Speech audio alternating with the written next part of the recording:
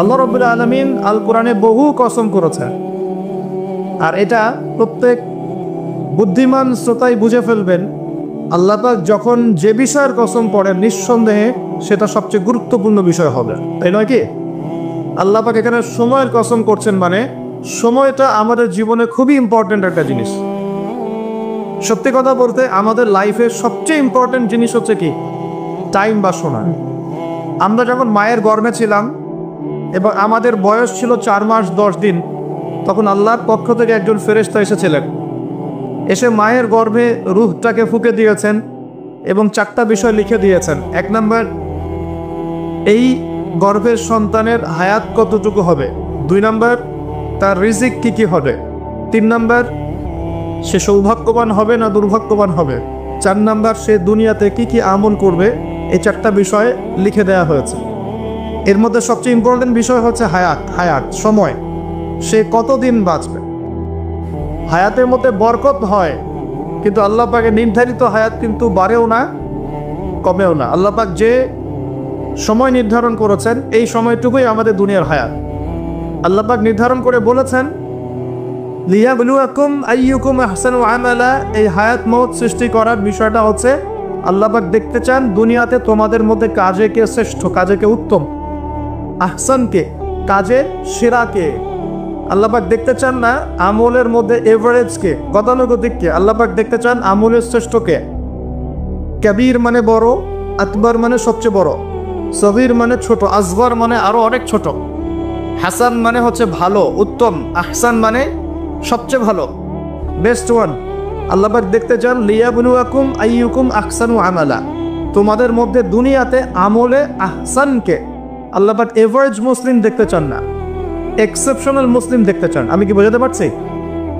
এই জন্য আল্লাহ পাক হায়াত ও মওত সৃষ্টি করেছেন এবং দুনিয়ার জীবনটা আমাদেরকে উপহার দিয়েছেন।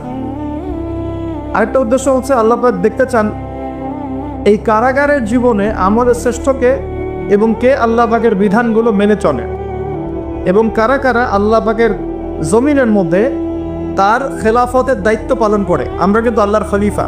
আমরা কি আল্লাহর খলিফা? আমাদের পিতাকে আল্লাহ পাক সৃষ্টি করেছিলেন পৃথিবীতে আল্লাহর খলিফা হিসাবে। আল্লাহর খলিফার কাজ কি? শুধু ইবাদত করাই খলিফার কাজ নয়। আল্লাহর খলিফার কাজ হচ্ছে আল্লাহ পাকের জমিনের মধ্যে ন্যায় বিচার প্রতিষ্ঠা করা, আল্লাহর বিধান প্রতিষ্ঠা করা। এটা আল্লাহর খলিফার কাজ। যদি পৃথিবীতে আমরা আল্লাহ পাকের বিধান প্রতিষ্ঠা না করে শয়তানের বিধান প্রতিষ্ঠা করি, তাহলে আমরা আল্লাহর খলিফা থাকবো না, শয়তানের খলিফা হয়ে যাব। আমি কি বুঝতে পারছি? আল্লাহ পাক দুনিয়ার এই কারাগারের জীবনটাতে আমাদেরকে নির্ধারিত সময় দিয়েছেন, ওয়াল আসরি, সময়ের কসম। আরেকটা অর্থ এখান থেকে নেওয়া যায়, সেটা হলো আল্লাহ পাক সময়ের কসম করে আমাদেরকে মূলত অতীতকালের দিকে তাকাতে বলছেন। কোন দিকে? অতীতের দিকে। কোরআন খুললে আপনি দেখবেন, আমার সামনে যে কিতাব আছে আল্লাহ পাকের কিতাব আল কোরআনুল কারীম, এই কোরআনুল কারীমকে আপনি 3টা ভাগে ভাগ করতে পারবেন।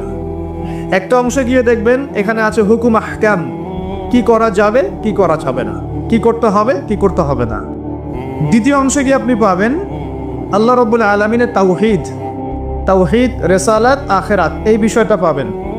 আল্লাহ এক, মুহাম্মদ সাল্লাল্লাহু আলাইহি ওয়াসাল্লাম শেষ নবী, এবং আখিরাত, এর পরের জীবন, এর ধাপগুলো, হিসেব নিকেশ, জান্নাত জাহান্নাম, এগুলো পাবেন।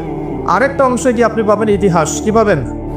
ইতিহাস, পূর্ববর্তী নবীগণের ইতিকথা পাবেন। একদম আদম আলাইহিস সালাম থেকে শুরু করে শেষ নবী মুহাম্মদ সাল্লাল্লাহু আলাইহি ওয়াসাল্লাম পর্যন্ত পুরো হিস্ট্রি আপনি কোরআনে পাবেন ইনশাআল্লাহ।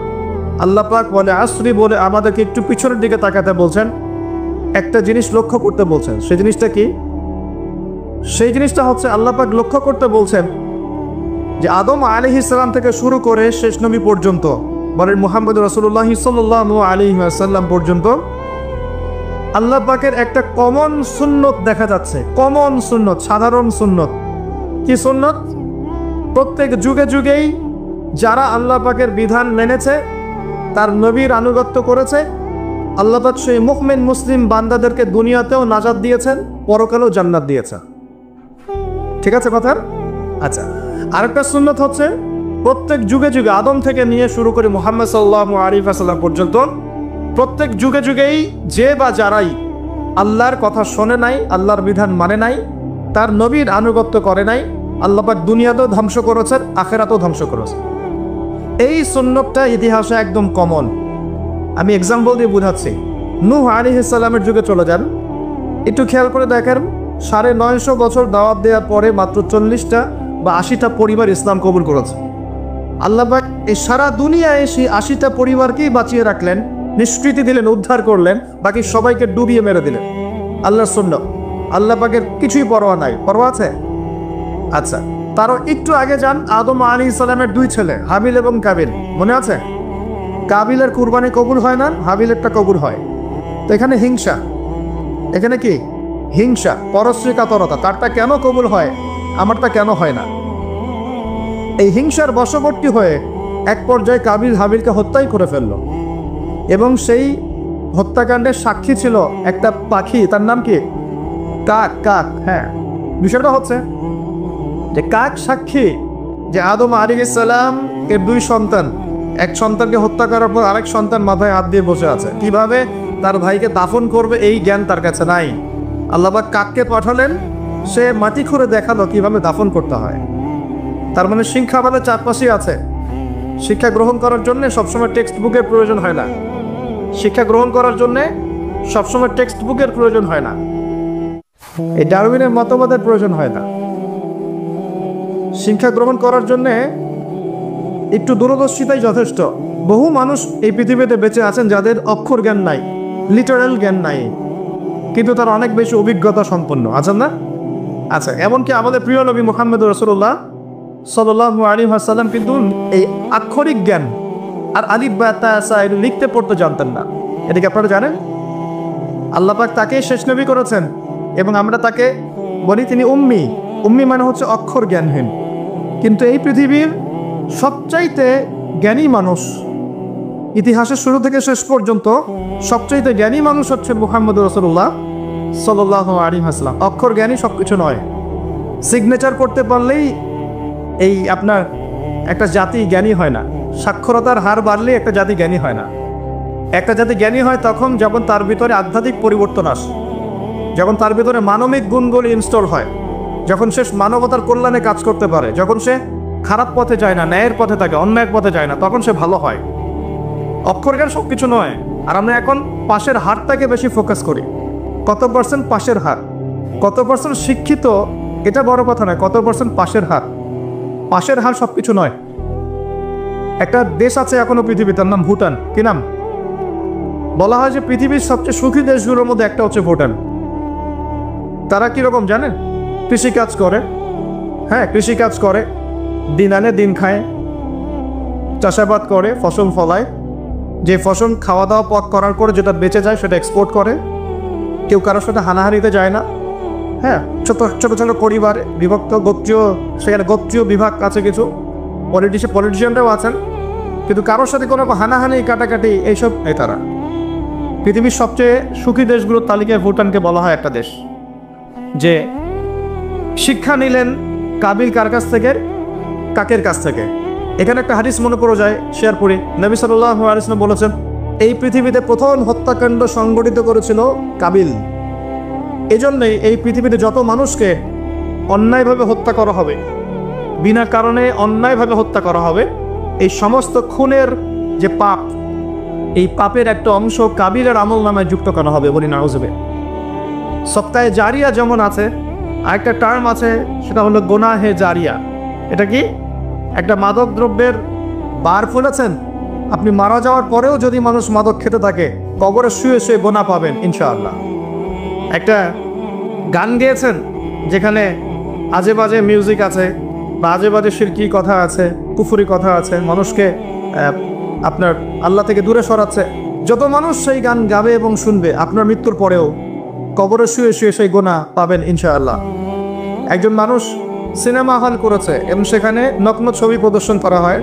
আর এখনকার বেশিরভাগ সিনেমাতেই নগ্ন ছবি দেখানো হয়, কারণ এখন অনলাইনে ঢুকলেই মনে হয় এই জগৎ সমান সমান যৌনতা, মানে এই পৃথিবীটাই মানে যৌনতা, সবখানেই যৌনতা।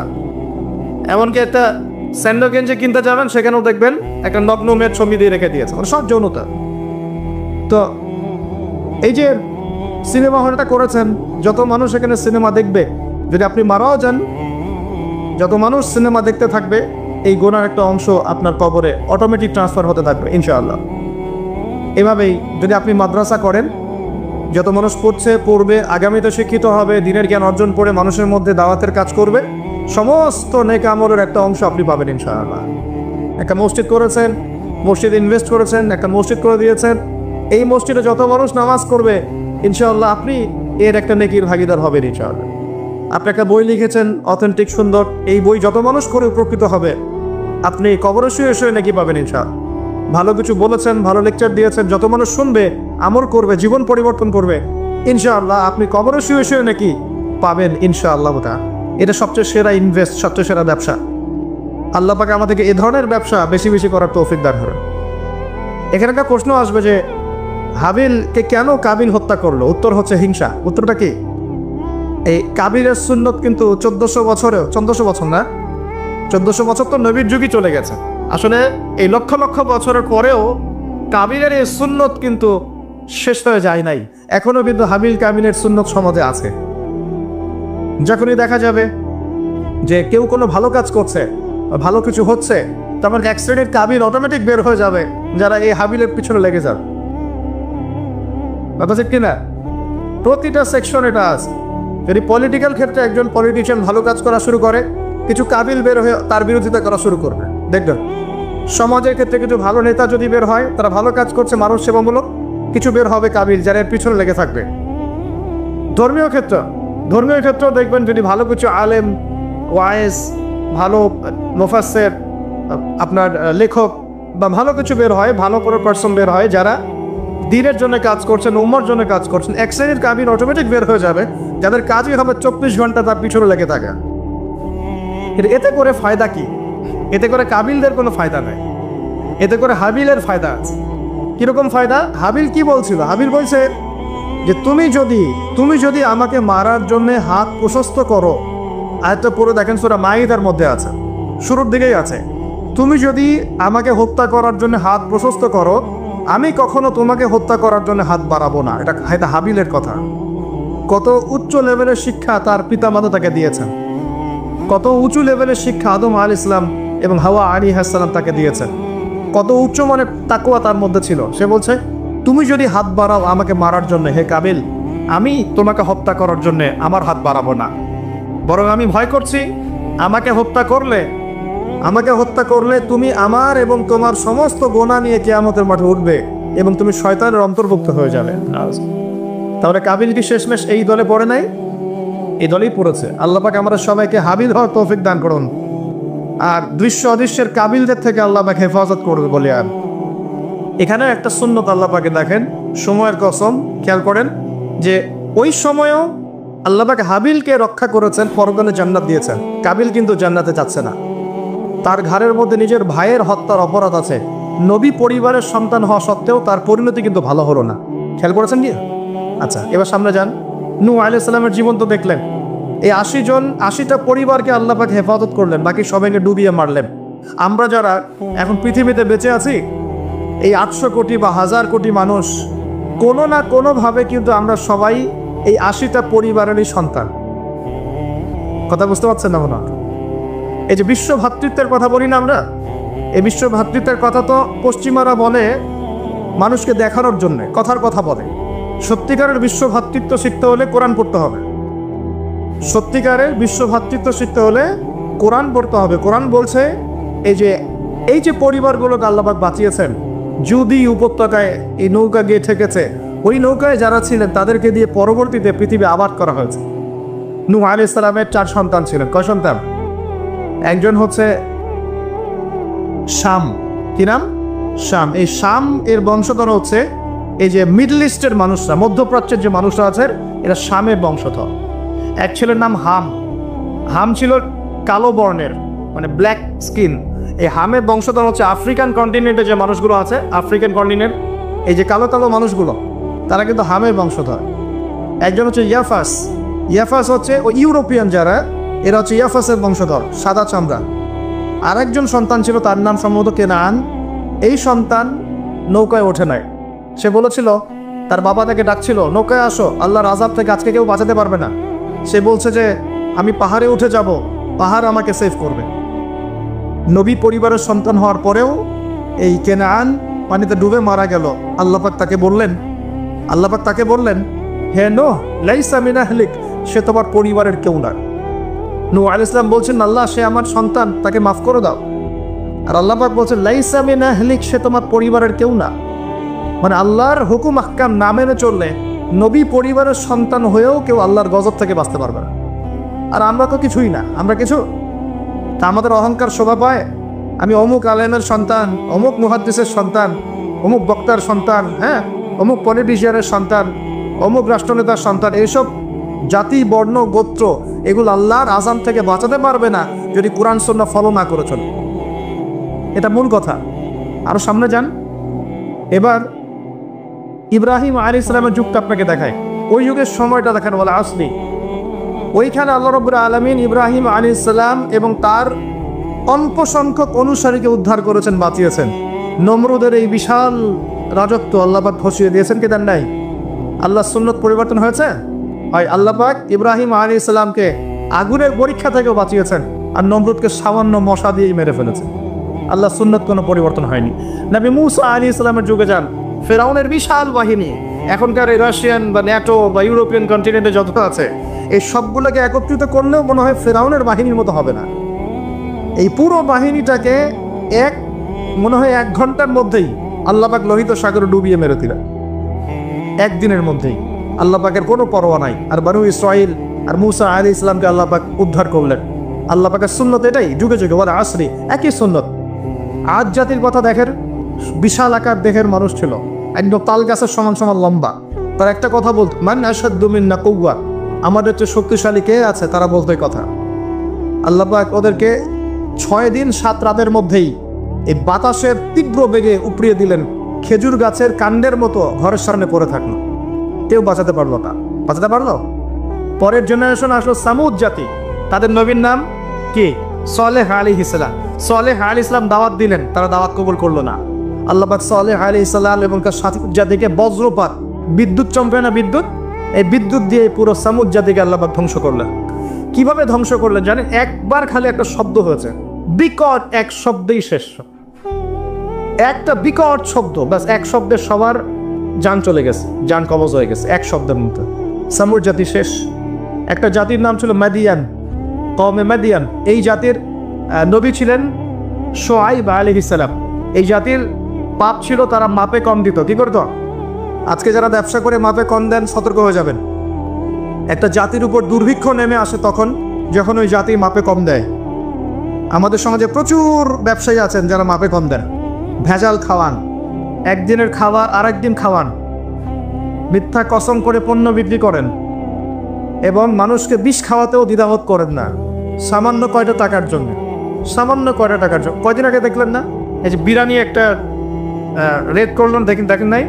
ওই যে 2 গ্লাস খাওয়াচ্ছে, খান আপনারা খান, ওরা খাবে না, ওরা খাচ্ছে না। এরকম ব্যবসায়ীর সংখ্যা কি কম না বেশি? সবখানেই প্রতারণা। আমি এদিকে আসছি পরে ইনশাআল্লাহ। মানে শেষ জামানার সবচেয়ে বড় সমস্যাগুলোর মধ্যে একটা হচ্ছে বিশ্বাসহীনতা, প্রতারণা। এই জামানে আমানত উঠে যাবে। কি উঠে যাবে? আমানত উঠে যাবে। আমানতদার ব্যক্তি খুঁজে পাওয়া যাবে না। নবীজি বলছেন ফসকার মতো মনে হবে, ফসকার মতো। গায়ে ফসকা পড়লে যেমন 2-1টা দাগ থেকে যায়, এরকম আমানতদার ব্যক্তি রেয়ার খুঁজে পাওয়া যাবে। মানুষ বলবে অমুক গ্রামে একটা আমানতদার ব্যক্তি আছে, এত রেয়ার হয়ে যাবে। সবখানে প্রতারণা। ঢাকার মতো শহরে যারা আমরা থাকি, মানুষের চোখে মুখে গেলে অবিশ্বাস, খালি অবিশ্বাস, কেউ কাউকে বিশ্বাস করতে পারে না। কেউ যদি একটা ভিক্ষুক যদি এসে গ্লাসের মধ্যে নক করে বলে যে আমাকে 2টা টাকা দেন, আমি ভাত খাইনি 3 দিন, বিশ্বাস করতে কষ্ট হয় যে সত্যি সত্যি নিচ্ছে না মিথ্যা মিথ্যা নিচ্ছে। এত অবিশ্বাস এখন। তারপরে ভিক্ষারও সিস্টেম, বলে যে আমাকে একটা কম্বল কিনে দেন, আর বড় বড় ফিগার চাচ্ছে, বড় ফিগার। আমি শাড়ি কিনবো, আমি লুঙ্গি কিনবো, সবার কাছে এই কথা বলে বলে সে টাকা উঠাচ্ছে। পরে গিয়ে দেখেন ওই টাকার একটা অংশ সে মাশাআল্লাহ নষ্ট করে ফেলছে, আর একটা অংশ দিয়ে কি করছে জানেন? শুনলে অবাক হয়ে যাবে। একটা কোলের বাচ্চাকে নিয়ে ভিক্ষা করছে, কোলের বাচ্চা। এই কোলের বাচ্চাটা সে হায়ার করে আনছে একজনের কাছে, ভাড়া নিয়ে আসছে, সেটা তার বাচ্চা না, অন্য কারো বাচ্চা ভাড়া নিয়ে আসছে, এবং সেই বাচ্চাটাকে ঘুমের ওষুধ খাইয়ে দেয়। কি খাইয়ে দেয়? ঘুমের ওষুধ খাইয়ে দেয়। ফিডারের সাথে অন্য কিছুর সাথে ঘুমের ওষুধ খাইয়ে দেয়। বাচ্চা ঘুমায় আর বাচ্চাকে ফেলে রেখে সে বলে যে বাচ্চা অসুস্থ, চিকিৎসার জন্য টাকা দেন, চিকিৎসার জন্য টাকা দেন। মানুষ টাকা দিয়ে যায়, কেউ দেয় কেউ দেয় না, দিয়ে যায়। এই যে একটা টাকা হয় সারাদিন শেষে, বাচ্চা ঘুমিয়ে আছে, বাচ্চা ঘুমের ওষুধ খাওয়া। তারপরে এই বাচ্চাটার ওসিলায় যে টাকাগুলো সে আর্ন করলো হারাম পথে, এর একটা অংশ সে এই বাচ্চার আসল পিতা মাতাকে দিবে, দিয়ে বাকি অংশ সে সিন্ডিকেট করে খেয়ে ফেলবে। এটাও হয় ঢাকা শহরে। তাহলে এই যুগে আপনি কাকে বিশ্বাস করবেন? কিভাবে বিশ্বাস করবেন? কিভাবে বিশ্বাস করবেন? এটা অবিশ্বাসের যুগ চলছে। জনগণ সরকারকে বিশ্বাস করতে পারে না, সরকার জনগণকে বিশ্বাস করতে পারে না। সমাজ নেতা জনগণকে বিশ্বাস করতে পারে না, জনগণ সমাজ নেতাকে বিশ্বাস করতে পারে না। একজন ইমাম সাহেবকে মুসল্লি বিশ্বাস করতে পারে না, মুসল্লিকে ইমাম সাহেব বিশ্বাস করতে পারে। কোনো কোনো ক্ষেত্রে একটা ওয়াজ মাহফিল হচ্ছে, ওয়াজ মাহফিলের আয়োজক কমিটিকে বক্তা বিশ্বাস করতে পারে না, বক্তাকে ওয়াজ মাহফিলের কমিটি বিশ্বাস করতে পারে।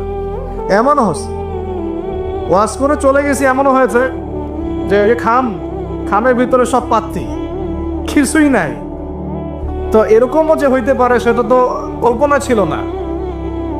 আসেন হুজুর দেখা যাবে, আসার পরে আর দেখার নাম নাই। কোনো কোনো মাহফিল হচ্ছে এমন, মাহফিল যে নেমে গাড়িতে ওঠার পর মাহফিল কমিটির ফোন নাই, বন্ধ, কিভাবে বাসায় যাবো কোনো ফিকির নাই। তো প্রত্যেকটা ক্ষেত্রে প্রতারণা, প্রতিটা সেক্টরে, উপর থেকে নিচ সব জায়গায় প্রতারণা। এই যুগে আপনি আমার একটা মেয়েকে ভালোবাসতে চাচ্ছেন, ভাবছেন যে সে আপনার বিশ্বাস রক্ষা করবে, এখানেও প্রতারণা। দাঁড়ান দাঁড়ান, আমি কন্টেন্ট হারিয়ে ফেলবো। ছেলেকে বাবা বিশ্বাস করতে পারছে না, বাবাকে ছেলে বিশ্বাস করতে পারছে না। দেখেন, সন্তানের জন্যে, সম্পত্তির জন্যে ছেলে বাবাকে হত্যাও করেছে এই যুগে ঘটনা। সম্পত্তির জন্যে ছেলে মাকে হত্যা করেছে। আমি উত্তরবঙ্গের একটা ঘটনা জানি, মাকে জবাই করে দিয়েছে সন্তান সম্পত্তির জন্যে। স্বামী স্ত্রীকে বিশ্বাস করতে পারে না, স্ত্রীকে স্বামী বিশ্বাস করতে পারে না। হ্যাঁ, তো এই জামানার সবচেয়ে বড় সমস্যা হচ্ছে এই জামানা থেকে বিশ্বাস উঠে গেছে, কেউ কাউকে বিশ্বাস করতে পারে না। খেয়াল করে দেখবেন, ইভেন বাজারে যাচ্ছেন, বাজারে গেলে কেনাকাটা করছেন, একটা অবিশ্বাস সমাজ ছোট মুখে, না জানি ও আমাকে ঠকায় দেয় কিনা। কেউ যদি ভালো মতো এসে এক কাপ চাও অফার করে, ভাই আসেন চা খাই এক কাপ, বিশ্বাস করতে কষ্ট হবে, না জানি চা এসে যাবে কি খাওয়ায় দেয়। সব ক্ষেত্রেই, প্রতিটা ক্ষেত্রেই একই অবস্থা। তো দেখেন, ওই সমাজে ওই মাদিয়ান কওমের মধ্যে এই অবিশ্বাস ছিল, প্রতারণা ছিল, আর মানুষকে তারা মাপে কম দিয়ে ঠকাতো। যে সুন্নত এখন চলছে, এখনো সে কোরআন আল্লাহ পাক কেন নাজিল করছেন, কেন এত ইতিহাস বলছেন? কারণ শেষ জামানার এই উম্মতে মুহাম্মাদি সাল্লাল্লাহু আলাইহি ওয়াসাল্লামের মধ্যে এই সমস্ত সমস্যাগুলো আবার নতুন করে দেখা দিবে। এই কারণেই তো আল্লাহ পাক আমাদেরকে জানাচ্ছেন, আগে এটা হয়েছে, আগে এটা হয়েছে, আগে এটা হয়েছে, সতর্ক থাক। কেন কোরআনে বারবার মূসা আর ফেরাউনের কথা আসছে? 136 বার আছে নবী মূসা আলাইহিস সালামের কথা ফেরাউনের সাথে। এতবার কেন, যেখানে আমাদের নবীজির নাম মাত্র 4 বার? কেন এতবার? কারণ শেষ জামানায় উম্মতে মুহাম্মাদির সময়ে মূসা এবং ফেরাউনের সময় যা যা হয়েছিল এগুলোর পুনরাবৃত্তি হবে আবার। আল্লাহ পাক সচেতন থাকতে বলছেন। এই যুগেও কি নতুন করে ফেরাউনরা বের হয়ে আসে নাই? ফেরাউন এবং তার দলবল বনু ইসরাঈলের উপরে যা করেছিল, এখন ইহুদিরা সেই মুসলিমদের উপর তাই করছে না? একই জিনিস ঘুরে ফিরে আসছে। এই কারণে আল্লাহ পাক আমাদেরকে সতর্ক থাকতে বলছেন, বারবার কোরআনে এগুলো রিপিট করছেন। ইতিহাস কেন ব্যাখ্যা করছেন আল্লাহ পাক? বলে আসরি, সময়ের কসম, সময়কে মূল্যায়ন করেন, সময়ের পিছনের দিকে তাকিয়ে দেখেন সময় কত সময় চলে আসছে। এই কমে মাদিয়ান মাপে কম দিত। আমরা যারা ব্যবসা করি আল্লাহর ওয়াস্তে মাপে কম দিবেন না। একজন সৎ ব্যবসায়ী, আমি দুটো হাদিস শোনাই, আমি তাদেরকে ভালোবেসেই বলছি, ব্যবসায়ীদেরকে আমি ভালোবাসি, কারণ তার অন্ততপক্ষে সুদের মধ্যে রাখছেন না। এখন ব্যবসা করে আপনি যদি হালাল ধরে রাখতে না পারেন তাহলে ব্যবসাটা বৃথা হচ্ছে। আল্লাহ পাক বলেছেন ওয়াহাল্লাল্লাহুল বাই'a ওয়া হাররামা রিবা, আল্লাহ পাক ব্যবসাকে হালাল করেছেন, সুদকে হারাম করেছেন। আপনি সুদ খাচ্ছেন না, ব্যবসা করছেন, আলহামদুলিল্লাহ। কিন্তু যদি আপনি মাপে কম দেন, মিথ্যা কসম করে পণ্য বিক্রি করেন, সিন্ডিকেট করেন, মাল ইচ্ছা করে মজুত করে পরে দাম বাড়িয়ে দেন, এই যে 2 নাম্বারই যদি করেন, আমানতের খেয়ানত করেন, তাহলে আপনাদের এই পাপের কারণে পুরো জাতির উপর দুর্ভিক্ষ নেমে আসবে। এটা হাদিস। আর যদি আপনি সৎ ব্যবসায়ী হতে পারেন, নবী সাল্লাল্লাহু আলাইহি ওয়াসাল্লাম বলেছেন, নবীদের সাথে, শহীদদের সাথে আপনার হাসর হবে ইনশাআল্লাহ। একজন সৎ ব্যবসায়ী নবীগণ, শহীদগণের সাথে ইনশাআল্লাহ তাআলা কিয়ামতের মাঠে হাসর করবে ইনশাআল্লাহ তাআলা। আমরা কি এটা চাই না? আর এক শ্রেণী মানুষকে আমি ভালোবাসি, তারা হচ্ছেন পলিটিশিয়ান। কেন ভালোবাসি? কারণ তারা অ্যাটলিস্ট তারা অ্যাটলিস্ট কাপুরুষতার পরিচয় না দিয়ে নিজের কাঁধে দায়িত্ব নিয়ে সমাজ সংস্কার করার চেষ্টা করছে। আমাদের সমাজে দুই ধরনের মানুষ আছে। এক, যারা খালি সমালোচনা করতে পারে, ভালো মন্দ কমেন্ট করতে পারে। আর এক শ্রেণীর মানুষ চ্যালেঞ্জ গ্রহণ করতে পারে যে আমি চ্যালেঞ্জ নিয়ে এটাকে পরিবর্তন করব। এই দুই শ্রেণীর মানুষ পাবেন আপনি। এক, কোনো কাজের না, সারাদিন কমেন্ট করতে পারে, এটা ভালো না, এটা ভালো, এটা খারাপ, এটা এই দেশে এটা করতে হবে, ওটা, মানে এদেরকে আমি নাম দিয়েছি করতে হবে গ্রুপ অফ ইন্ডাস্ট্রিজ। মানে করতে হবে, এটা করতে হবে, ওইটা করতে হবে, এটা করা উচিত, ওইটা করা উচিত। খুবই বুদ্ধিদীপ্ত মানুষেরা, কিন্তু কাপুরুষ। কারণ নিজেরা চ্যালেঞ্জ গ্রহণ করে এটা বিপদ ফেস করে সামনে যেতে পারেন। আলেমদের ভুল ধরছেন, আপনি নিজে আলেম হচ্ছেন না কেন? আলেমদের অনেকের ভুল ধরছে, তো আপনি পড়াশোনা করে আলেম কেন হচ্ছেন না? সমাজ পরিচালনাকারীদের ভুল ধরছেন, সমালোচনা করছেন, তো আপনি সমাজ চালাচ্ছেন না কেন? রিস্ক নিচ্ছেন না কেন? দাঁড়ান, আসেন এখানে। আপনি পলিটিশিয়ানদের সমালোচনা করছেন, তাহলে আপনি পলিটিশিয়ান কেন হচ্ছেন না? আপনি ইকোনমিক সেকশনের মানুষদের সমালোচনা করছেন, আপনি কেন দায়িত্ব নিচ্ছেন না? কেন যোগ্যতা অর্জন করে, ঝুঁকি নিয়ে, চ্যালেঞ্জ গ্রহণ করে সমাজ পরিবর্তন করার রিস্ক নিচ্ছেন না কেন? তাহলে দুই শ্রেণীর মানুষ পাওয়া যায়। কিছু মানুষ শুধু কথাই বলতে পারে, আর কিছু মানুষ কাজ করে দেখায়। তো অ্যাটলিস্ট তারা কাজ করে দেখানোর জন্যে বা মানুষের ভালো করার স্বার্থে তারা একটা দায়িত্ব কাঁধে নিয়েছেন। হয়তো দায়িত্বের যে ইসলামাইজেশন বা ইসলামিক দায়িত্ববোধ, এটা তাদেরকে হয়তো বোঝানো যাচ্ছে না, এটা সমস্যা। কিন্তু যদি এই দায়িত্বটাকে ইসলামাইজ করে পালন করা যায়, সমাজের কল্যাণ না কল্যাণ। একজন দায়িত্বশীল ব্যক্তি তিনি যদি কোরআন সুন্নাহর মানদণ্ডে বিচার ফয়সালা করা শুরু করেন, সমাজে কি কল্যাণ হবে না অকল্যাণ হবে? তাহলে আমাদের দায়িত্ব তার কাছে দাওয়াত পেশ করা যে কোরআন এবং সুন্নাহর মধ্যে এগুলো আছে, এগুলো মানবতার কল্যাণে, আল্লাহর ওয়াস্তে আপনি এগুলো ইমপ্লিমেন্ট করেন, ইনশাআল্লাহ তাআলা সমাজের কল্যাণ হবে। এটা আমাদের দায়িত্ব, শেষ। বাকিটা তার উপরে। তো এখন ভালোবেসেই বলি, একটা হাদিস আছে, 7 শ্রেণীর মানুষকে আল্লাহ রাব্বুল আলামিন তার আরশের ছায়ায় ছায়া দিবেন। হাদিসটা শুনেছেন তো? 7 শ্রেণীর মানুষকে আল্লাহ পাক তার নিজের আরশের ছায়ায় ছায়া দিবেন, মানে তারা জান্নাতে যাবে ইনশাআল্লাহ। এই 7 শ্রেণীর প্রথম শ্রেণী হচ্ছে ন্যায়পরায়ণ শাসক। ন্যায়পরায়ণ শাসক, যাদেরকে আল্লাহ পাক শাসন ক্ষমতা দিয়েছেন, তারা যদি সমাজে ন্যায় বিচার প্রতিষ্ঠা করে, ইনশাআল্লাহ তারা আরশের ছায়া ছায়া পাবে। অতএব সব জায়গা থেকেই দিনের খেদমতে কাজ করার সুযোগ আছে কি নাই? আল্লাহ পাক আমাদের সবাইকে দিনের জন্য কাজ করার তৌফিক দান করুন।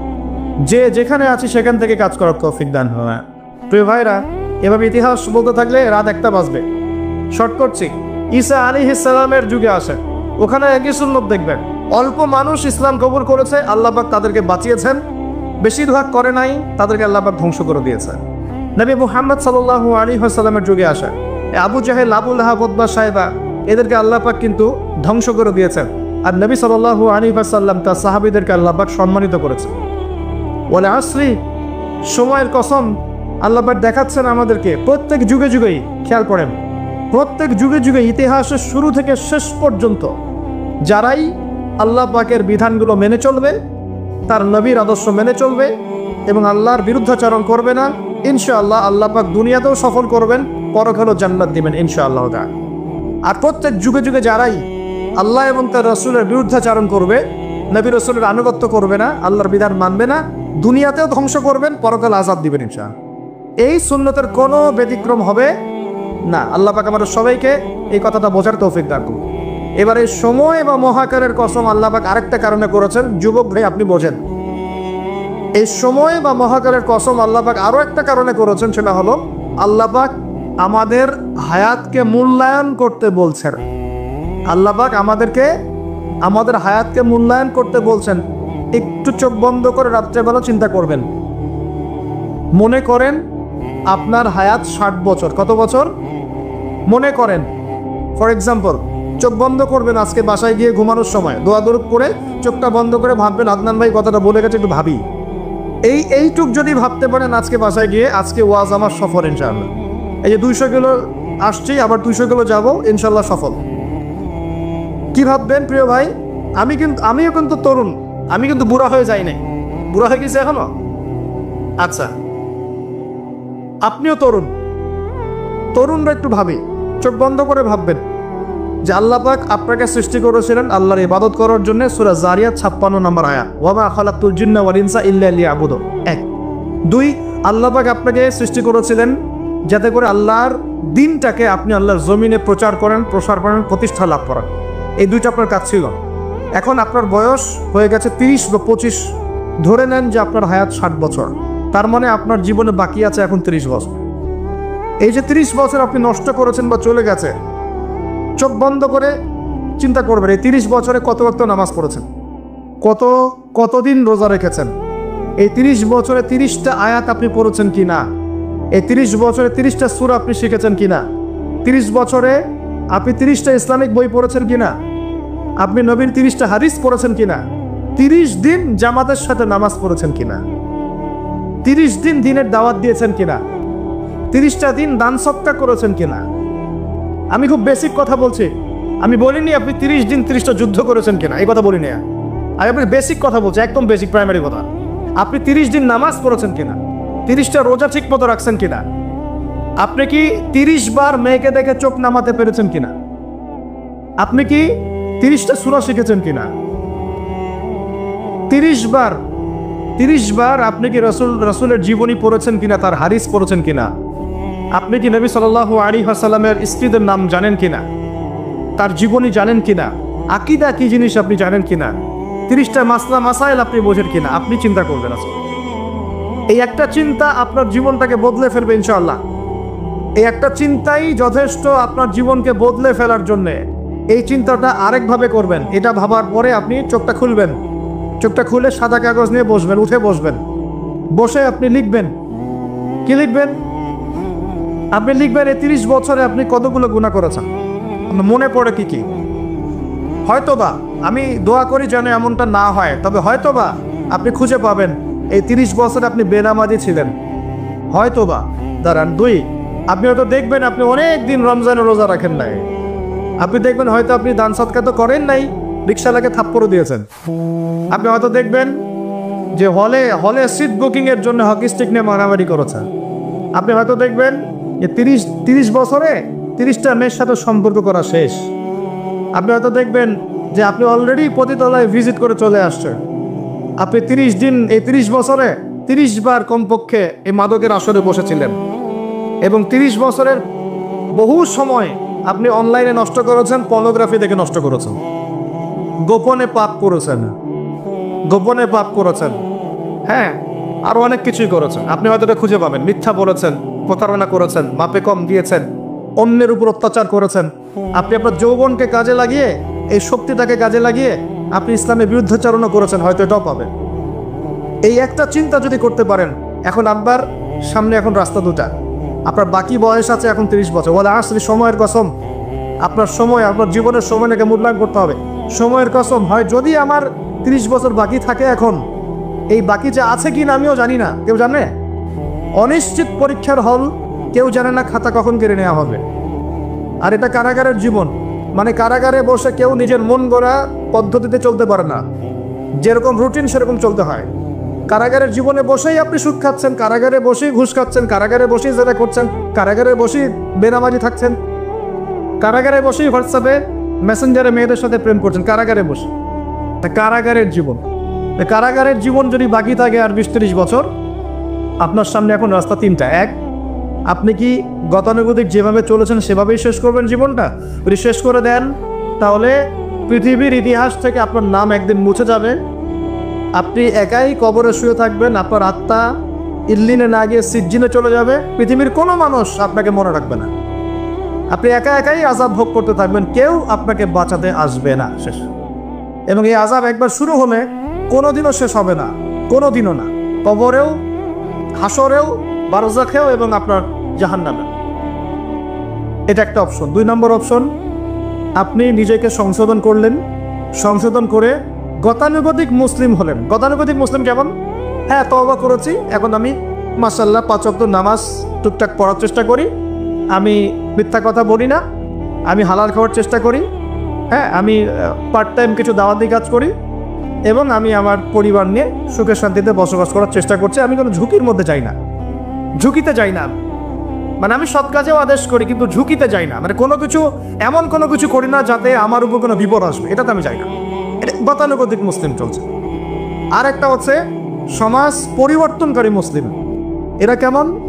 এরা নিজেরা তো জ্ঞান অর্জন করেই এবং জ্ঞান অনুযায়ী আমলও করে, তারা সৎ কাজে আদেশও করে, একই সাথে অসৎ কাজে নিষেধও করে, সত্যটাকে নির্ভীকতার সাথে, সাহসিকতার সাথে, হিকমার সাথে সবার সামনে উপস্থাপন করে, আল্লাহর কাছে দোয়া করে এবং সমাজটাকে পরিবর্তন করে ফেলার চেষ্টা করে। এরা হচ্ছে আহসান, সবচেয়ে উত্তম শ্রেণী। কিভাবে বললাম উত্তম শ্রেণী? নবীজি বলছে তোমাদের সামনে একটা জামানা আসবে, এটাও শেষ জামানা হাদিস। তোমাদের সামনে একটা জামানা আসবে, জামানা সবরিন, কঠিন সবরের জামানা। ইমান ধরে রাখা হাতে জ্বলন্ত আগুন ধরে রাখার মতো হবে। ওই সময় যদি তোমরা কেউ আমার সুন্নতের উপর অটল থাকতে পারো, আমার মৃত সুন্নতকে আবার জীবিত করতে পারো, তাহলে 50 জন শহীদ সাহাবীর নেকি পাবে ইনশাআল্লাহ। এরা সমাজ পরিবর্তনকারী মানুষ। আর ইতিহাসে যারা সমাজ পরিবর্তনকারী মানুষ, তাদের জীবনের পরতে পরতে বিপদ আপদ বলা মুসিবত আসবেই। আমার ছোট্ট গবেষণায় 4টা ক্ষেত্র থেকে আসতে পারে যখন আপনি হকের উপর থাকবেন। 1 নাম্বার, প্রথম বাধা চলে আসবে পরিবার থেকে। কোত্থেকে? পরিবার। আপনি গতানুগতিক মুসলিম হলে আপনি সব জায়গায় পার পেয়ে যাবেন, কিন্তু যদি একটু কঠোরতা প্রয়োগ করেন যে আমি একদম কোরআন সুন্নাহর 100% ফলো করতে চাই, আমি এমন না যে নামাজও পড়ি শুধু খাবো, এমন হব না। আমি নামাজও পড়বো শুধু খাবো না, আমি রোজাও রাখবো, আমি জাকাতও দিব, আমি হজ উমরাও করবো, আল্লাহর বিধানের প্রতি শ্রদ্ধাশীলও থাকবো, চেষ্টা করবো ইসলামটা প্রসার করার প্রতিষ্ঠার চেষ্টা করবে। তখন আপনার প্রথম বাধা আসবে পরিবার থেকে। দাড়ি রাখছো কেন? দাড়ি রাখলে তোমাকে এরকম লাগে। হ্যাঁ, তুমি ট্রাক্টরের উপরে কাপড় কেন পরলে তোমাকে অমন লাগে? আগে তো গিটার বাজাইতা, আগে তো গান গাইতা, আগে মেয়ে নিয়ে থাকতা, ভালো ছিল, এখন কেন সারাদিন বই নিয়ে পড়ে থাকো, ইসলামিক বই নিয়ে পড়ে থাকো, নামাজ নিয়ে পড়ে থাকো? হ্যাঁ, কি পরিবর্তন হলো? বাবা মার টেনশন, এখন পিতামাতার টেনশন। কেউ এরকম অ্যাডভার্টাইজ বানিয়ে টিভিতে দেখাচ্ছে, এগুলা দেখেন নাই? আগে ছেলে ভালো ছিল, হঠাৎ করে কি পরিবর্তন হয়ে গেল।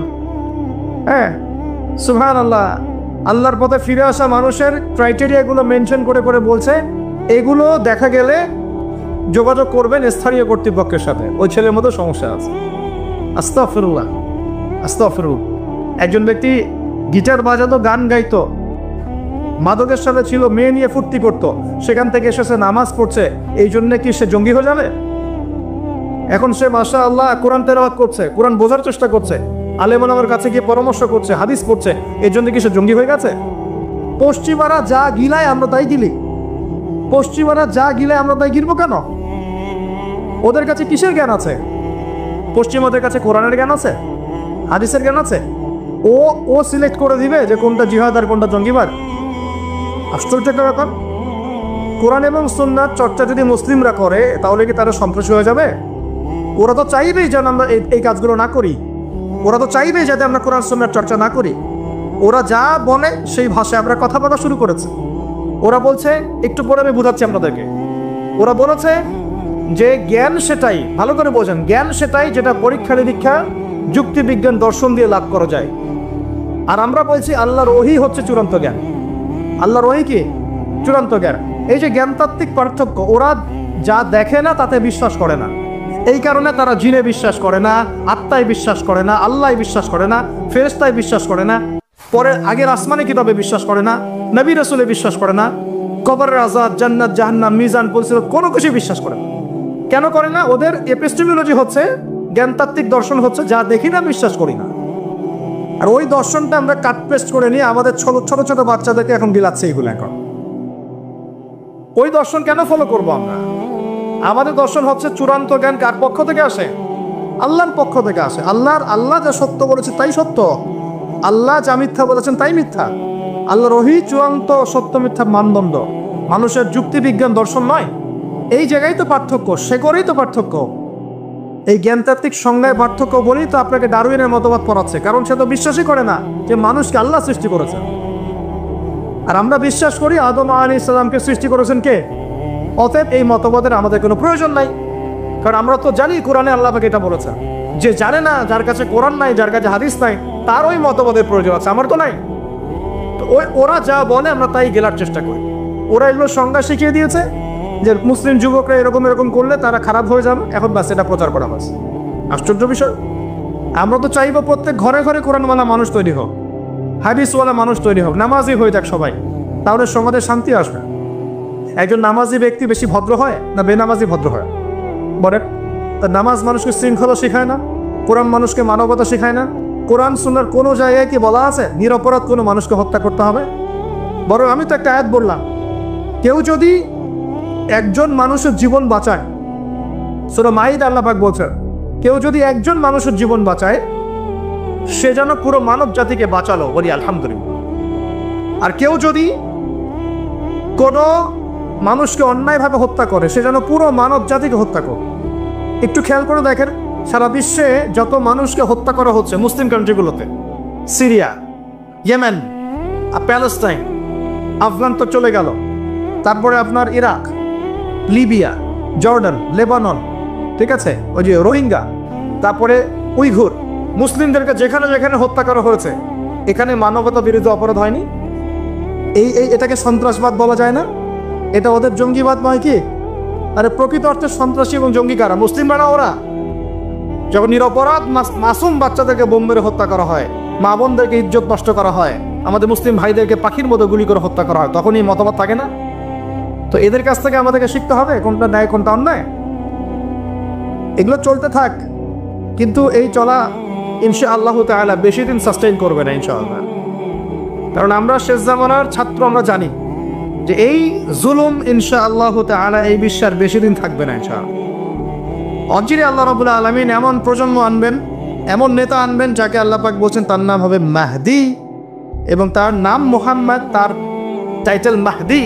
বাবার নাম আব্দুল্লাহ, মায়ের নাম আমিনা। মুহাম্মদ সাল্লাল্লাহু আলাইহি ওয়াসাল্লামের বংশধর থেকে একজন। তার সাথে আল্লাহ পাক ঈসা আলাইহিস সালামকে পাঠাবেন, এবং তিনি এই পুরো জুলুমের শেকড়টাকে এমনভাবে উপড়ে ফেলবেন যে 40 বছর তার ন্যায় এবং ইনসাফের শাসন না আসা পর্যন্ত কিয়ামত হবে না ইনশাআল্লাহ। অতএব সামনে অপেক্ষা করছে এই বিজয়ের দিন। খুশি হচ্ছেন না? বিজয় বেজার হচ্ছেন?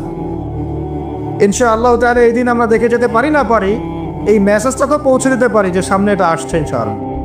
মনে রাখবেন, প্রকৃত অর্থে শুধু আল্লাহই তার বান্দাদেরকে ভালোবাসেন, বাকিরা মানুষের অবস্থানকে ভালোবাসে, মানুষের ব্যক্তি সত্তাকে নয়, আপনার আত্মাকে নয়, আপনার অবস্থানকে। এটা আপনি হারে হারে উপলব্ধি করবেন যত দিন যাবে। বাকি বিষয়গুলো স্বার্থকেন্দ্রিক। আল্লাহ রাব্বুল আলামিনের ভালোবাসা স্বার্থকেন্দ্রিক নয়, নিঃস্বার্থ। তাই আল্লাহর জন্যে ভালোবাসুন। মাকে ভালোবাসেন আল্লাহর জন্যে, বাবাকে ভালোবাসেন আল্লাহর জন্যে, আপনি সন্তান সন্ততিকে ভালোবাসেন আল্লাহর জন্যে, স্ত্রীকে ভালোবাসেন আল্লাহর জন্যে। তাদের জন্যে করেন আল্লাহকে সন্তুষ্ট করার জন্যে, তাদের কাছে কিছু পাওয়ার আশায় না। যখন আপনি কারোর কাছে কিছু পাওয়ার আশা করবেন তখন তার কাছ থেকে কষ্ট পাবেন। যখন কারোর কাছে কিছু পাওয়ার জন্য আপনি আশা করবেন তখন তার কাছে কষ্ট পাবেন। এর বাইরে একটা ভালোবাসা থাকে, ডিভাইন, আল্লাহর পক্ষ থেকে আসে। সেই দুই ব্যক্তি যারা আরশের ছায়া পাবে, ওই 7 শ্রেণীর মধ্যে এক শ্রেণী হচ্ছে ওই দুই ব্যক্তি যারা একে অপরকে শুধু আল্লাহর জন্য ভালোবাসত। এই ভালোবাসা, মুআমালাত, আপনার ওঠা বসা, চলাফেরা, ইবাদত, প্রতিটা কাজ হোক শুধু আল্লাহর সন্তুষ্টির জন্য। এটাই হচ্ছে তাওহীদের চূড়ান্ত লেভেল। তখন গিয়ে আপনি আল্লাহর মারিফত বুঝতে পারবেন, আল্লাহকে আপনি আপন করে পাবেন। যখন ডাকবেন দেখবেন আল্লাহ আপনার কাছে আছে। এমন সময় দেখবেন মনে মনে কিছু চিন্তা করেছেন যে আমার এটা দরকার, দেখবেন বাসায় গিয়ে ওটা হাজির আপনার সামনে। নবী সাল্লাল্লাহু আলাইহি ওয়াসাল্লাম এটাই বলেছেন, জুতার ফিতা প্রয়োজন হলেও আল্লাহর কাছে চেয়ে নাও। তোমার যদি জুতার ফিতার প্রয়োজন হয় আল্লাহর কাছে চেয়ে নাও, কারো কাছে চেয়েও না। আব্দুর রহমান বিন আউফ রাদিয়াল্লাহু আনহু মদিনায় গিয়েছেন হিজরত করে। অন্য একজন সাহাবী বলছেন, আমার 2টা বাড়ি আছে, একটা নিয়ে নেন, 2টা জমি আছে, একটা নিয়ে নেন। আব্দুর রহমান বিন আউফ তিনি বলছেন, আরিনি আইনাস সুক, আমাকে দেখিয়ে দাও যে বাজার কোথায়। অল্প কিছু খেজুর কিনলেন, আল্লাহর প্রতি তাওয়াক্কুল করে গায়রতের পরিচয় দিলেন, ব্যক্তিত্বের পরিচয় দিলেন, দিয়ে তিনি চলে গেলেন বাজারে। বাজারে গিয়ে ব্যবসা শুরু করলেন। মাত্র 7 বছরের ব্যবধানে তিনি মদিনার শ্রেষ্ঠ ধনীদের একজন হয়েছেন। আল্লাহর হয়ে যান, শুধু আল্লাহকে আপন করে নেন, দেখবেন সবকিছু আপনার অনুকূলে ইনশাআল্লাহ। ইন্না সলাতি ওয়া নুসুকি ওয়া মাহইয়ায়া ওয়া মামাতি লিল্লাহি রাব্বিল আলামিন, এই কনসেপ্টে আসেন।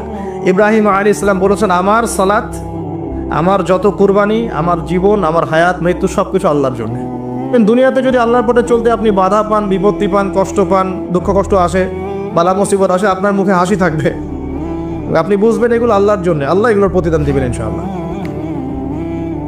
এবার আসেন আরেকটা পয়েন্টে এসে আমি আলোচনা শেষ করতে চাই।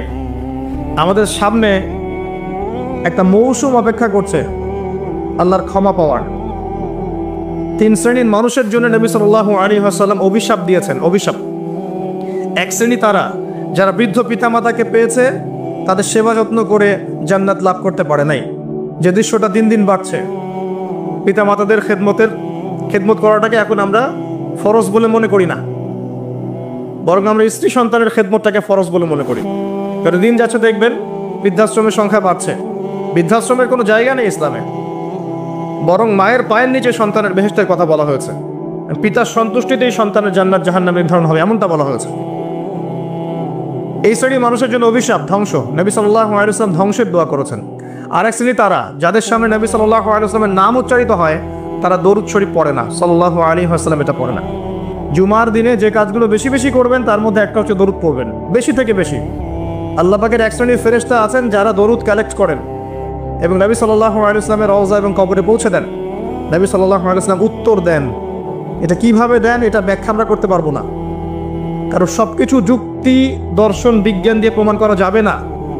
পশ্চিমারা যা শিখাচ্ছে যে যুক্তি, বিজ্ঞান, দর্শন, পরীক্ষা নিরীক্ষা, পর্যবেক্ষণের মাধ্যমে যা লাভ করা যায় তাই জ্ঞান, এর সাথে ইসলাম সম্পূর্ণভাবে একমত না। ইসলামের অনেক কিছু আছে যেগুলোর ব্যাখ্যা আপনি যুক্তি, বিজ্ঞান, দর্শন দিয়ে পাবেন না। বিজ্ঞানকে জিজ্ঞাসা করেন, excuse me mister science, can you give me the definition of রুহ? Can you give us the definition of রুহ বা সোল? সায়েন্স, আপনি কি আমাকে আত্মার সংজ্ঞা দিতে পারবেন? সায়েন্সের দৌড় শেষ, পারবে না।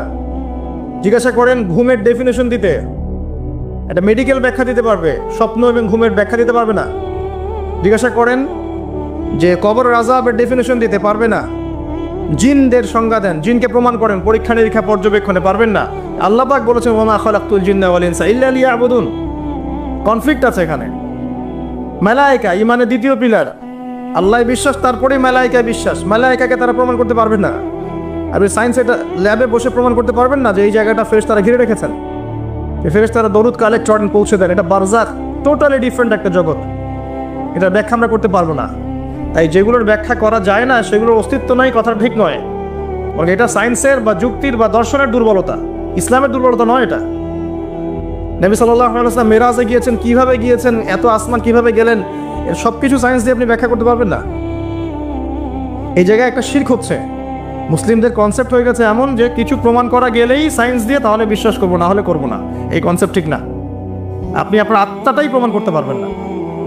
এটা কঠিন না, তরল না, বায়বীয় না, কি কোথায় থাকে, মৃত্যুর সময় কোথায় যায়, একটা ডেড বডি আর আমার মধ্যে কি পার্থক্য? আত্মার পার্থক্য না?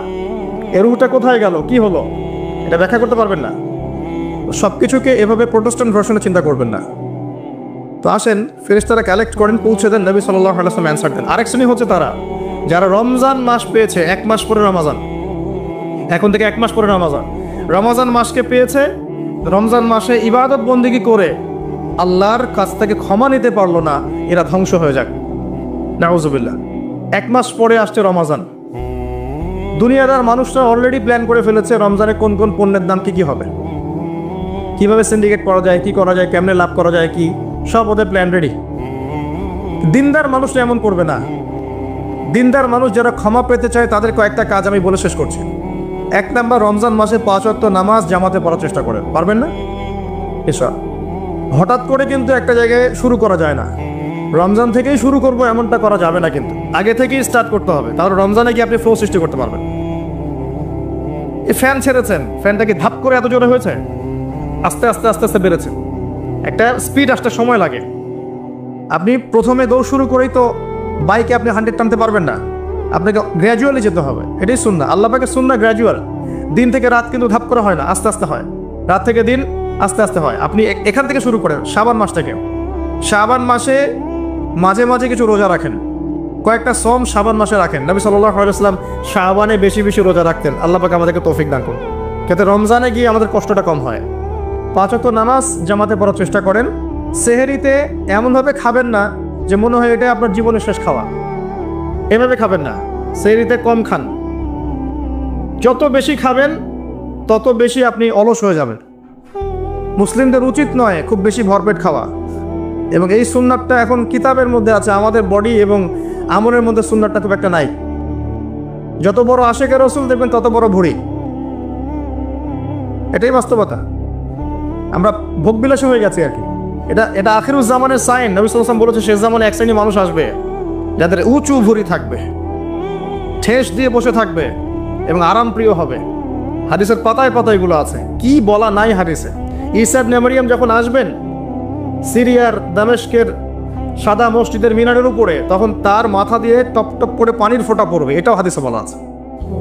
মাসিহুদ দাজ্জালকে তিনি কোথায় মারবেন, কোথায় হত্যা করবেন, সেটাও হাদিসে আসছে, প্যালেস্টাইনের বাবেলুদ নামক জায়গায়। কি নাই ইসলামে? সব কিছু আছে। মানতে পারি না সেটা ডিফারেন্ট বিষয়, কিন্তু স্বীকার করতে হবে যে আছে, ইনশাল্লাহ জান্নাত যাওয়া যাবে। মানতে পারি না, আমল করতে পারি না, প্রতিবন্ধকতা আছে, সেটা আল্লাহ পাক এক্সকিউজ নেবেন হয়তোবা, কিন্তু আগে স্বীকার করতে হবে, আকীদা ঠিক করতে হবে যে হ্যাঁ এখানে সলিউশন আছে। আল্লাহ পাক এতটুকু করার তৌফিক অন্তত আমাদেরকে দান করুন। ইফতারেও কম খাবেন, ইফতারে সারাদিন রোজা রেখে বেশি খাবেন না। খেতে হলে পেটের 1 ভাগ খান, 1 ভাগ ফাঁকা রাখেন, আপনি ইবাদত করে স্বাচ্ছন্দ্য বোধ করবেন। ইফতারে বেশি খেলে তারাবির নামাজ পড়তে পারবেন না, এবং তারাবি জামাতে পড়ার চেষ্টা করবেন। তারাবি সালাতে সুন্দর করে লম্বা করে পড়ার চেষ্টা করবেন, সময় লাগুক 1 ঘন্টা 2 ঘন্টা। সবচেয়ে উন্নত মানের হাফেজকে রাখবেন, যার তেলাওয়াত শুনে নামাজে মনোযোগ বাড়ে, সুমধুর তেলাওয়াত করবে, পুরো কোরআন খতম করবে। আমরা মনোযোগের সাথে তারাবি পড়বো ইনশাআল্লাহ। তারাবি সালাতের মাঝখানে দোয়া করবেন, সেজদায় বেশি বেশি দোয়া করবেন, রমজান মাসে দোয়া কবুল হয়। রোজা রাখা অবস্থায় বেশি বেশি দোয়া করবেন, নিজের জন্যে, পরিবারের জন্যে, আত্মীয় স্বজনের জন্য, দেশের জন্য, উম্মার জন্য, সবার জন্য দোয়া করবেন। দোয়ার মধ্যে সাম্প্রদায়িক হবেন না, স্বার্থপর হবেন না, সবার জন্য দোয়া করতে শেখেন। আল্লাহ পাক আপনার দোয়া বেশি বেশি কবুল করবেন ইনশাআল্লাহ। রমজান মাসে যাকাতগুলো দিয়ে দিবেন। যাকাত হচ্ছে ইসলামিক ইকোনমিক্সের বেস, যাকাতটাই বেস। শুধুমাত্র একটা কাজ যদি করতে পারতাম আমরা, এটা যাদের ক্ষমতা আছে তারা যদি কখনো মূল্যায়ন করে হয়তোবা উপকার হবে। এই দায়িত্ব আমাদের না, আমাদের দায়িত্ব শুধু প্রচার করা। শুধু যদি যাকাতটা কালেক্ট করা যেত একটা সিস্টেমেটিক ওয়েতে, বাংলাদেশে এমনও মানুষ আছে যার একজনের যাকাতের টাকা দিয়ে 100টা পরিবার চলবে, এবং এটা প্রতি বছর আসবে, 1 বছর না, প্রতি বছর নিসাব পরিমাণ সম্পদ হলেই যাকাত আসবে। একবারে হিউজ ক্যাপিটাল আমাদের তৈরি হতো। এটা দিয়ে আপনি বড় বড় মেগা প্রজেক্ট করতে পারতেন। দুর্ভাগ্যজনক, এটাতে আমরাই যাকাত দিতে চাই না। অনেক মুসলিম আছে নামাজ পড়ে যাকাত দেয় না, অনেক মুসলিম আছে নামাজ পড়ে সুদ খায়, নামাজ পড়েই ঘুষ খাচ্ছে, নামাজ পড়েই দুর্নীতি করছে। নামাজি ব্যক্তি, কপালের সেজদার দাগ আছে। আমি এমনও দেখেছি আমার সাথে আল্লাহ রাস্তায় সময় দিয়েছে, তাবলিগে বোনের সম্পত্তি দেয়নি, বোনের হক দেয়নি, বোনকে বুঝিয়েছে যে তুমি না নিলে তো এটা নেকির কাজ, তুমি ছেড়ে দিলে এটাই নেকির কাজ, সওয়াব হবে তোমার। তা আমরাও কম না ভাই, তো আগে নিজে ভালো হই, মানুষের ভালো নিয়ে পরচিন্তা করি। আলাইকুম আনফুসাকুম, নিজের নফসের খবর নেই। মানুষকে সংশোধন করা অনেক কঠিন বিষয়, নিজে সংশোধন না হলে মানুষকে সংশোধন করা যায় না। এটাই আমাদের সমস্যা, আমরা আগে নিজেরটা চিন্তা না করে মানুষের চিন্তা করি। আল্লাহ পাক আমাদেরকে বোঝার তৌফিক দান করুন, বক্তা শ্রোতা সবাইকে আমল করার তৌফিক দান করুন। রমজান মাসে আরও কিছু কাজ করুন, বেশি বেশি ইফতার করাবেন, বেশি থেকে বেশি মানুষকে ইফতার করাবেন, পারা যাবে ইনশাআল্লাহ। একজন রোজাদারকে ইফতার করালে ওই ব্যক্তি রোজার নেকি আপনি পাচ্ছেন, এবং আপনার নেকি থেকে কাটা হবে না, বরং আপনাকে এক্সট্রা বোনাস দেওয়া হবে। প্রত্যেকদিন মসজিদে আসর থেকে মাগরিব পর্যন্ত দার্সে হাদিসের ব্যবস্থা করেন। এই যে আপনাদের এখানে মুনতাখা হাদিস বই আছে না, মুনতাখা হাদিস, ফয়জুল কালাম, তারপরে এই যে রিয়াদুস সালেহিন, এই বইগুলো আছে, মিশকাত, এখান থেকে দার্স দিবেন। আসর থেকে মাগরিব পর্যন্ত এগুলো চলবে। মাগরিবে মানুষ আসবে, এখানে সবাই মিলে ইফতার করবে, করা যাবে না? ইফতার করাবেন, পরিবেশ বসা থাকবে। ইফতার যারা বাসায় করবেন, আমার অনুরোধ হচ্ছে পরিবার বর্গকে সাথে নিয়ে ইফতার করেন, যাতে ছোট ছোট বাচ্চারা দেখে যে আমরা এভাবে ইসলামিক সংস্কৃতি দেখে বড় হয়েছে। এখন এক একটা পরিবার এক একটা জগৎ, একটা ছাদের নিচে 10টা জগৎ, 10 জনের হাতে 10টা ফোন, এক একজন এক একটা ঘরে, ফোনের মধ্যে এক একটা ওয়ার্ল্ড, এক একটা জগৎ, কারোর সাথে কারো কথা নাই, আত্মকেন্দ্রিকতা। পাশে কে ফ্ল্যাটে কে আছে এটা দেখার সময় নেই।